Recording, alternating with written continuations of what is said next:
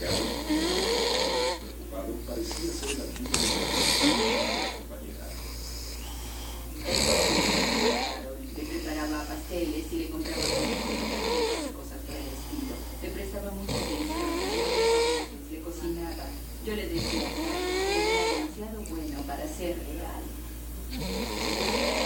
Por un tiempo así pasó. No me deja dormir.